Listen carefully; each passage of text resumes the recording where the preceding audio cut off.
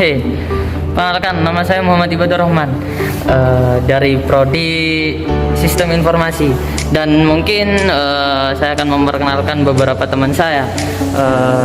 Mbak. Halo, perkenalkan namaku Anastiva Ramasiswanti, biasa dipanggil Iva, dari Prodi Sistem Informasi. Dan Halo, perkenalkan nama saya Anissa Fitri Mahmuda dari Prodi S1 Sistem Informasi. dan Halo, perkenalkan nama saya Sylvia Aziza dari Prodi Sistem Informasi.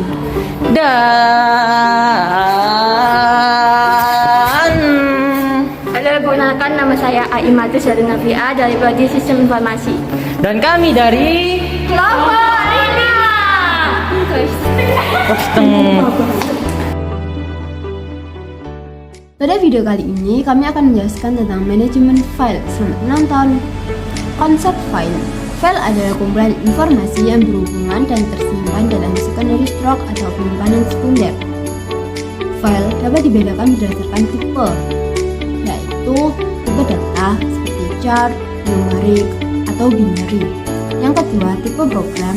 Yang ketiga, tipe directory. Yang keempat, tipe device. Sifat-sifat file adalah persistent, big size, dan shareability. Atribut file terdiri atas satu, nama disimpan dalam human readable name. Kedua, identifier, unique tag atau number dalam file system. Yang ketiga, tipe dibutuhkan oleh sistem, contohnya .txt. Keempat, lokasi yang berupa pointer to file lokasi di hard disk. Kelima, size, current file size. Keenam, protection untuk mengontrol siapa yang membaca, menulis, dan executing. Yang ketujuh, waktu, data, dan user identification yang berguna untuk memproteksi, mengamankan, dan memonitoring siapa yang menggunakan. Operasi dalam file. Yang pertama, create, menciptakan file. Yang kedua, write, menulis file. Yang ketiga, read, membaca file. Yang keempat, delete, menghapus file. Yang kelima, truncate, menghapus isi, mempertahankan atribut. Yang keenam, seek. Yang ketujuh, open FI, mencari directory struktur pada disk untuk file FI dan memindahkan kontennya ke memori. Yang ketujuh, close FI, memindahkan konten FI dalam memori ke directory struktur pada disk. Kedelapan, close FI, memindahkan konten FI dalam memori ke directory struktur pada disk. Yang kedua, file type, nama dan extension. Berikutnya akan dijelaskan oleh Lutfia. Jenis-jenis file. Mengacu pada pengertian file sebelumnya, kata file ini diperuntukkan untuk bidang komputerisasi. Tentunya, kita setelah memahami file, perlu kita juga mengetahui jenis-jenis file yang ada di komputer. Jenis-jenis file yang ada di komputer ada banyak sekali formatnya. Berikut ini merupakan contoh jenis file yang ada di komputer dan sama format filenya. Yang pertama, ada file system. Beberapa instansi dalam file system diantaranya ada sys, com, back, embed, temp, dan juga x. File system ini berfungsi untuk menjalankan beberapa program di dalam komputer sesuai dengan peruntukannya dan juga menjalankan berbagai aplikasi yang diinstal ke dalam komputer. Yang kedua adalah file video. Beberapa instansi pada file video adalah MVG, WMF, MP4, 3GP, YFI, FLV, KV. Masing-masing instansi ini menunjukkan bahwa masing-masing video memiliki jenis pemutar yang berbeda. Tidak semua jenis video dapat diputar dengan software yang biasanya terinstal di dalam komputer. Ada beberapa jenis video yang hanya bisa diputar dengan software tertentu. Yang ketiga ada file dokumen.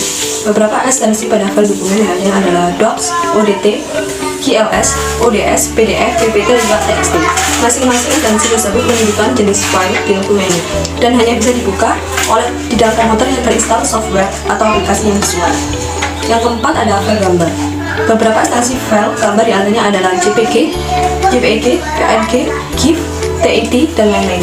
Pada umumnya, gambar yang dihasilkan oleh kamera digital ataupun kamera manual akan berekstensi JPG atau JPEG. Gambar berekstensi dan juga PNG dan lainnya biasanya hasil penyimpanan dari software tertentu, misalnya Photoshop, Corel Draw, dan juga AutoCAD, dan lain-lain. Yang kelima ada file suara. Beberapa instansi file suara diantaranya adalah WAV, MP3, MIDI, dan juga RM, sama halnya dengan file komputer lainnya. tidak semua file suara ini dapat dibuka dengan satu aplikasi. Selain yang disebutkan di atas, masih ada banyak jenis file yang ada di dalam komputer sesuai peruntukannya. Pada umumnya, masing-masing jenis file komputer dikelompokkan dalam folder khusus sesuai dengan jenisnya komputer. Dengan pengelompokan file ini yang ada di dalam folder khusus, maka user akan dapat menemukan file tersebut dengan mudah ketika dibutuhkan.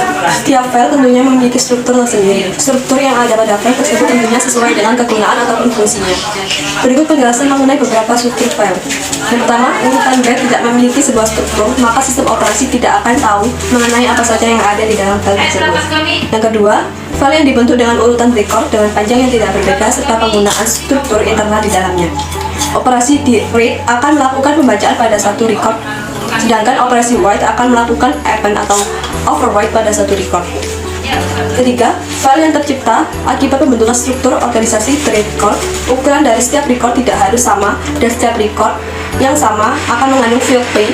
Tree record akan diurutkan berdasarkan oleh kata kunci dari record tersebut. Metode akses. File menyimpan informasi. Bila digunakan, informasi tersebut harus diakses dan dibaca oleh memori. Terdapat beberapa cara untuk mengakses informasi pada file, yaitu yang pertama ada sequential access atau akses yang berurutan.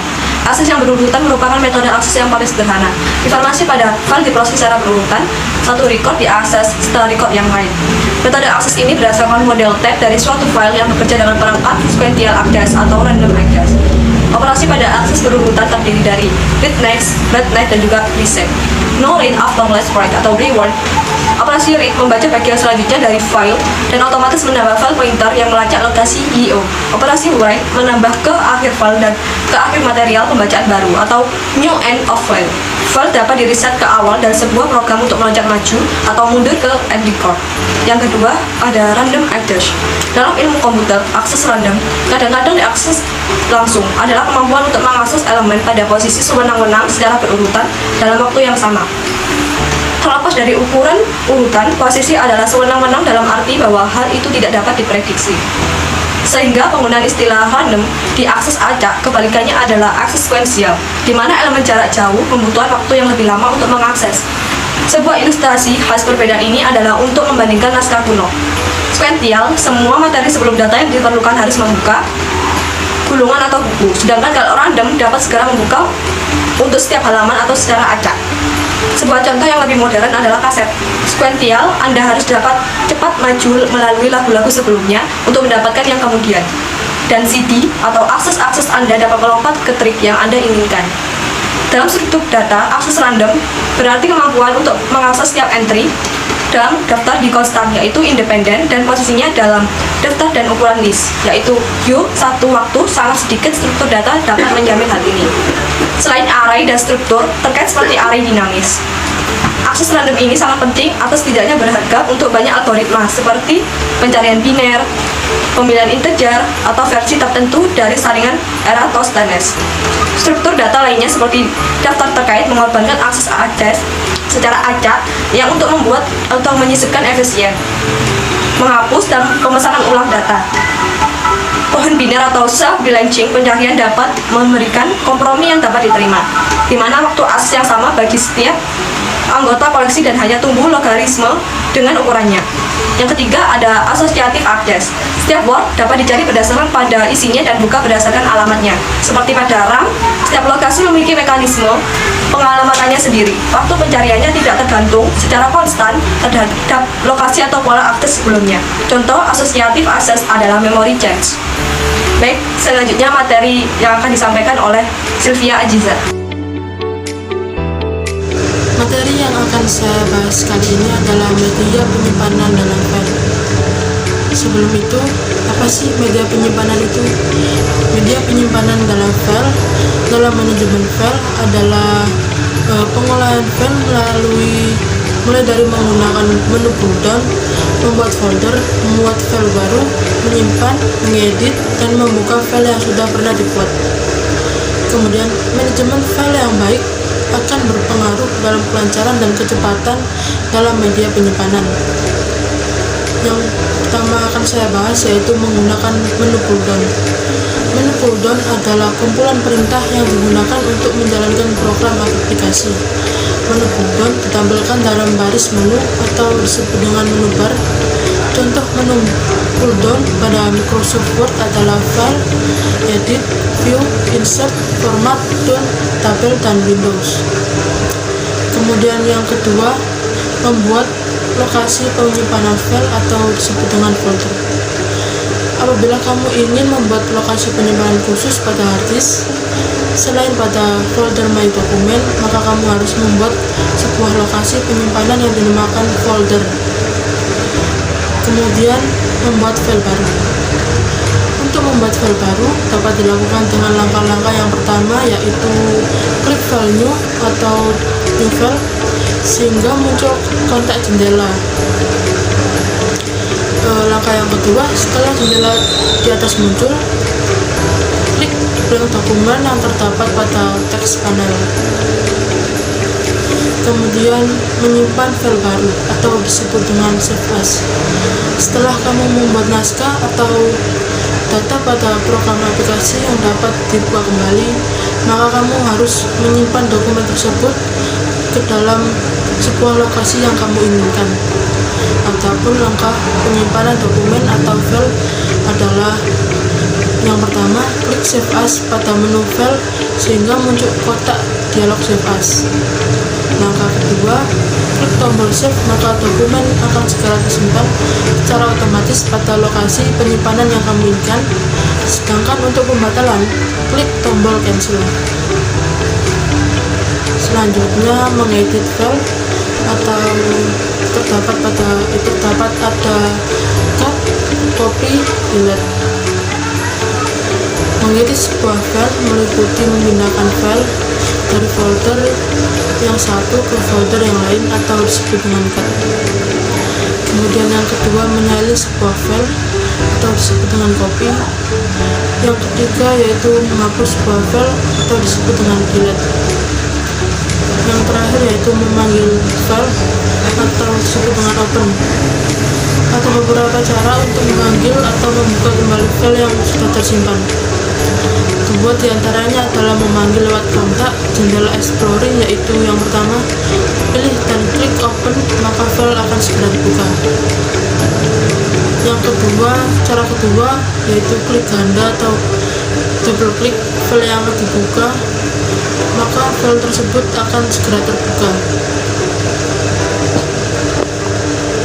Itulah penyampaian materi dari saya. Materi yang selanjutnya akan disampaikan oleh teman saya yaitu Muhammad Ibad.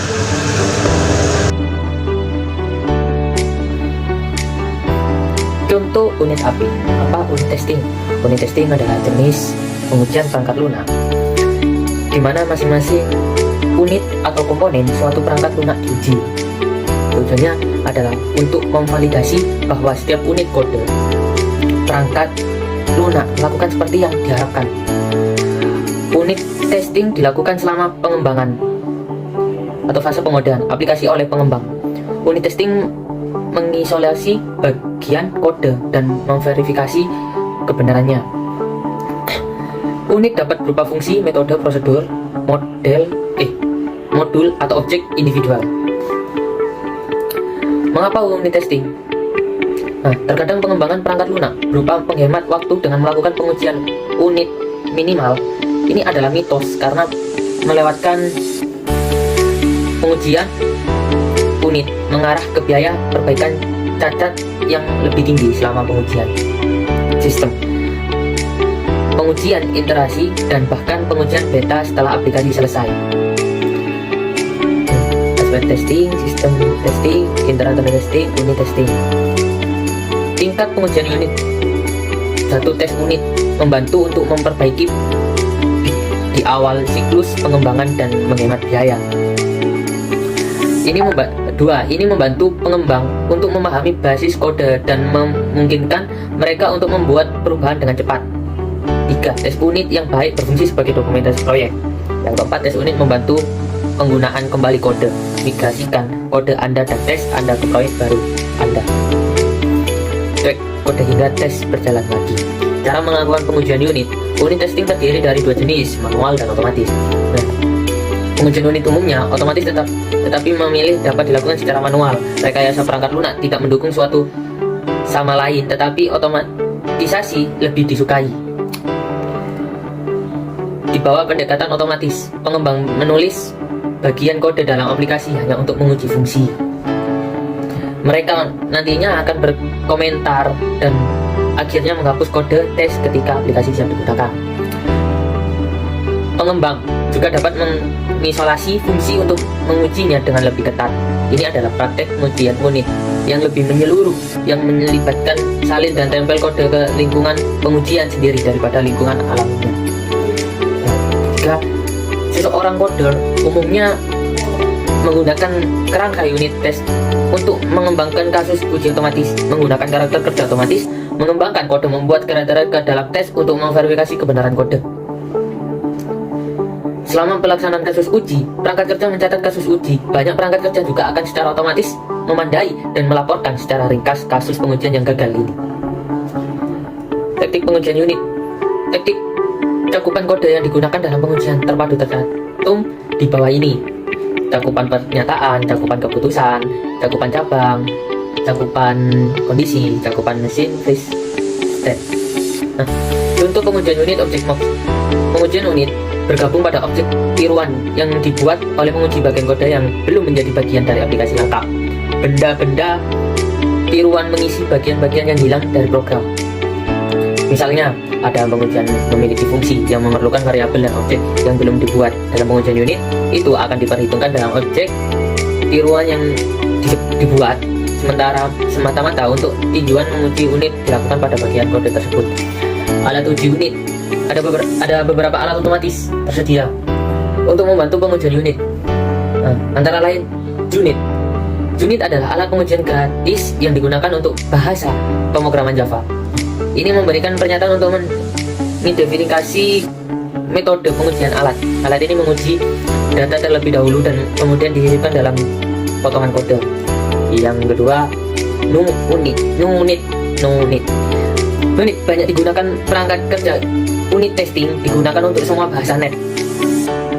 Ini adalah alat open source yang memungkinkan penulis skripsi secara manual. Ini mendukung tes berbasis data yang dapat berjalan secara paralel. Yang ketiga, Gmosquit. Gmosquit adalah alat pengujian unit open source. Ini adalah alat cakupan kode dengan metrik, garis, dan jalur. Ini memungkinkan mengecek IP dengan sintaks, perekaman, dan verifikasi. Alat ini menawarkan cakupan garis, cakupan jalur, dan cakupan data.